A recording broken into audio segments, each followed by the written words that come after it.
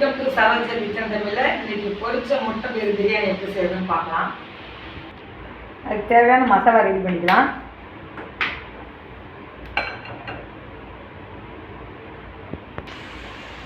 அதுக்கு தேவையான மசாலா பாருங்க, பிரிஞ்சு, அன்னாச்சி புக்கு,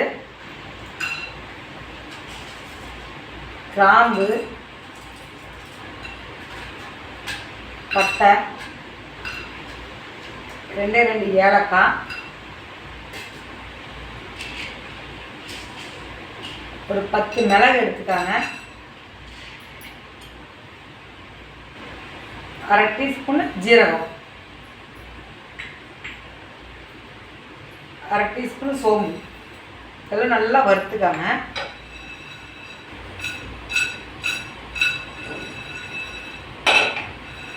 ஏன்னா ஆயிலெலாம் ஊற்றக்கூடாது. அன்னாச்சி பக்கம் வந்து இந்த மாதிரி பிரித்து போட்டிங்கன்னா நல்லா பொரிஞ்சு வந்துடும். நம்ம இந்த ஸ்டேஜில் அடுப்பு சிம் பண்ணிக்கலாம். இதில் வந்து நான் கல்பாசி, ஜாதி பத்திரி சேர்த்துக்கிறேன். நல்லா பொரிஞ்சு வந்துருச்சு. நம்ம இந்த டைமில் அடுப்பு அணைச்சிக்கலாம். அணைச்சிட்டு கொஞ்சம் சூடு ஆறட்டும். அதுக்கப்புறமா நம்ம போய் இதை பவுடர் பண்ண முடியும்.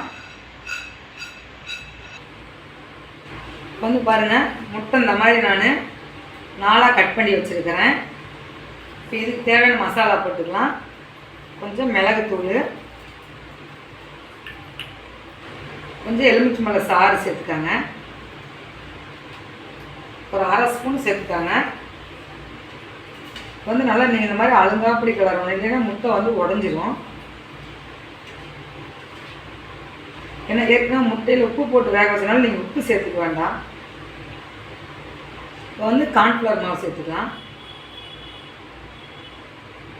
நீங்கள் கார்ன்ஃப்ளவர் மாவு வந்து இந்த மாதிரி கிளறி பாருங்கள். லெமன் அதிகமாக இருந்துச்சு அப்படின்னா இந்த மாதிரி கூட நீங்கள் சேர்த்துக்கலாம்.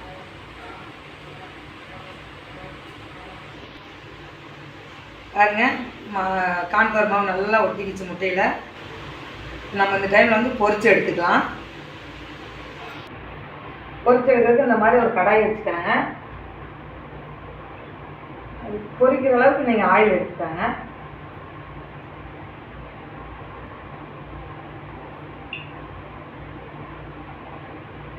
ஏன்னா ஆயில் கொஞ்சம் நிறைய சேர்த்துக்காங்க. இதையே வந்து நான் பிரியாணிக்கு அப்படியே சேர்த்துக்கலாம். அந்த ஆயில் வேஸ்ட் ஆகாது.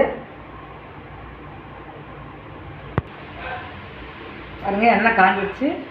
நம்ம டைமில் வந்து பொரிச்சு எடுத்துக்கலாம். அது கொஞ்சம் வெடிக்கும், பார்த்து பொரிச்சு எடுங்க. அதை பாருங்கள், இந்த ஸ்டேஜில் நீங்கள் எடுத்துக்கலாம். ரொம்ப போட்டீங்க அப்படின்னா ரொம்ப ரப்பராக காயிடும்.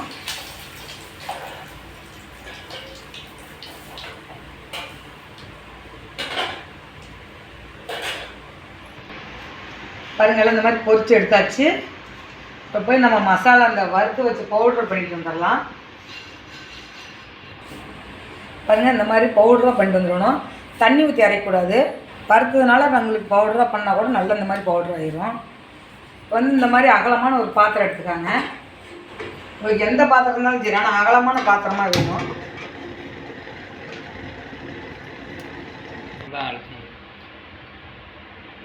வந்து பாத்திரம் சூடாகிடுச்சு. நம்ம வந்து பொரிச்சு வச்சு எண்ணெயவே சேர்த்துக்கலாம். நீங்கள் அந்த எண்ணெயே சேர்த்துக்கலாம், வேறு எண்ணெய் சேர்த்துக்க வேண்டியது இல்லை. எண்ணெய் காஞ்சிடுச்சு. நம்ம இந்த பவுடர் சேர்த்துக்கலாம்.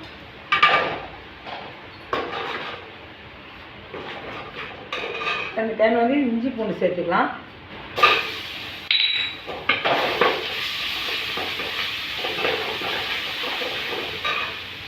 டைமில் நான் ஒரு 100 கிராம் சின்ன வெங்காயம் சேர்த்துருக்கிறேன். இதுக்கு சின்ன வெங்காயம் தான் சேர்த்துக்கணும், பெரிய வெங்காயம் சேர்த்துக்கூடாது, நல்லா இருக்காது. இது டேஸ்ட் வேறு மாதிரி வந்துடும். இந்த டைமு நான் பொடுசாக கட் பண்ணி வச்சு 2 பச்சை மிளகாய் சேர்த்துக்கலாம்.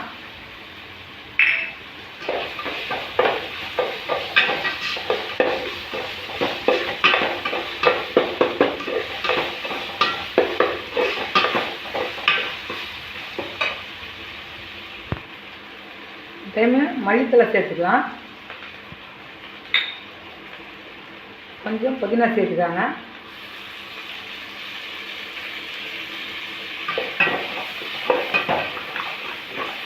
பாருங்கள் நல்லா வதங்கிடுச்சு. நம்ம இந்த டைமில் வந்து தக்காளி சேர்த்துக்கலாம். நான் வந்து ஒரு 4 தக்காளி எடுத்து வச்சுருக்கிறேன். நல்லா பொடிசாக கட் பண்ணி சேர்த்துக்காங்க. இந்த டைமில் உப்பு சேர்த்துக்காங்க, அப்போ தான் தக்காளி நல்லா வதங்கும். காரத்துக்கு 1 ஸ்பூன் மிளகாத்தூள் சேர்த்துக்கிறேன்.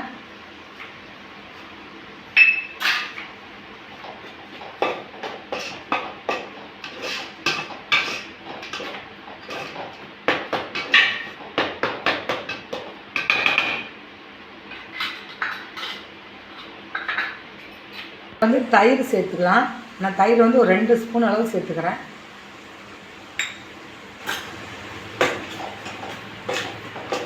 இதெல்லாம் நல்லா கலந்து விட்டுட்டு ஒரு 5 நிமிஷம் நீங்கள் மூடி வைங்க. நம்ம தக்காளி நல்லா கிரேவி எண்ணெய் பசையெல்லாம் மேலே வர மாதிரி இருக்கணும். நான் ஒரு 5 நிமிஷம் மூடி வைக்கிறேன். பாருங்கள் 10 நிமிஷம் நல்லா எண்ணெயெல்லாம் பிரிஞ்சு நல்லா தக்காளியெல்லாம் நல்லா கிரேவி மாதிரி ஆயிடுச்சு. நம்ம இந்த டைமில் வந்து தண்ணி சேர்த்துக்கலாம். நான் வந்து இந்த கப்பில் தான் அரிசி எடுத்தேன். 1க்கு 1.5 தண்ணி சேர்த்துக்கிறேன். 1க்கு 1.5 சேர்த்துக்கலாம்.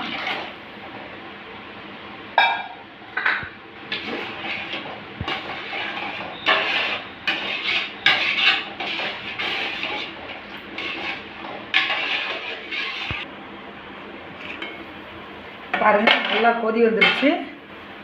நம்ம இந்த டைமில் வந்து அரிசி சேர்த்துக்கலாம். நான் வந்து பாஸ்மதி அரிசி சேர்த்துக்கிறேன்.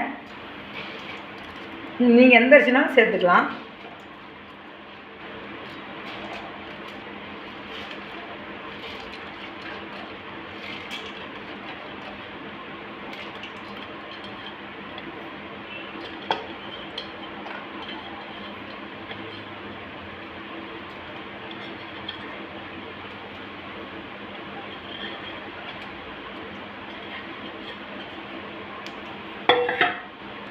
வந்து எலுமிச்சம்பழம் ஒரு 1/2 எலுமிச்சம்பழம் புழிஞ்சு வச்சுக்கிறேன். எலுமிச்சை சாறு சேர்த்துக்காங்க.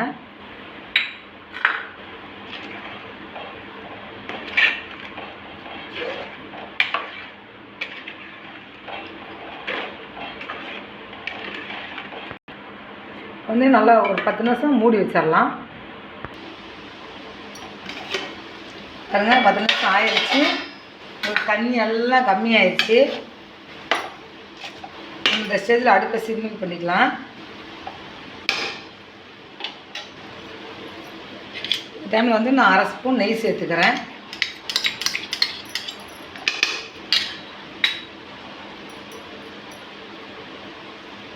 கொஞ்சம் புதினா சேர்த்துக்காங்க.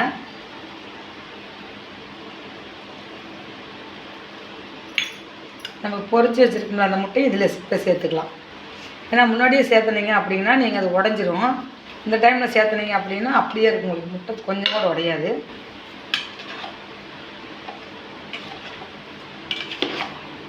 இது வந்து சின்ன பசங்க பெரியவங்க எல்லோரும் முட்டை சாப்பிடாதவங்க அனைத்து பேருக்கு சாப்பிடுவாங்க. நீங்கள் ஸ்கூலுக்கும் சரி வெளியில் வேலைக்கு இந்த மாதிரி செஞ்சு கொடுத்தீங்க உங்களுக்கு முட்டை மாதிரியே தெரியாது. டேஸ்ட்டு ரொம்ப நல்லாயிருக்கும்.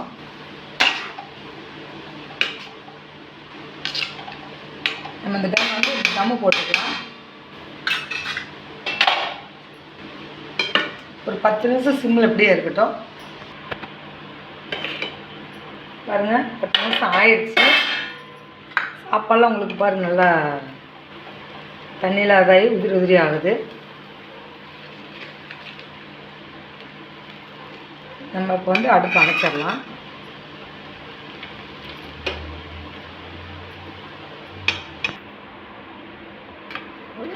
சாப்பாடு ஆயிடுச்சு. முட்டை பாருங்கள் உங்களுக்கு அப்படியே இருக்குது, கொஞ்சம் கூட முட்டை வந்து உடையில. பொரிச்சு போடுறதுனால உங்களுக்கு முட்டை அப்படியே இருக்கும். வேறு ஒரு பிளேட்டில் மாற்றிக்கலாம். சுவையான பொரிச்ச முட்டை பிரியாணி ரெடி ஆயிடுச்சு. இது எப்படி இருக்குன்னு செஞ்சு பார்த்துட்டு கமெண்ட் பண்ணுங்கள்.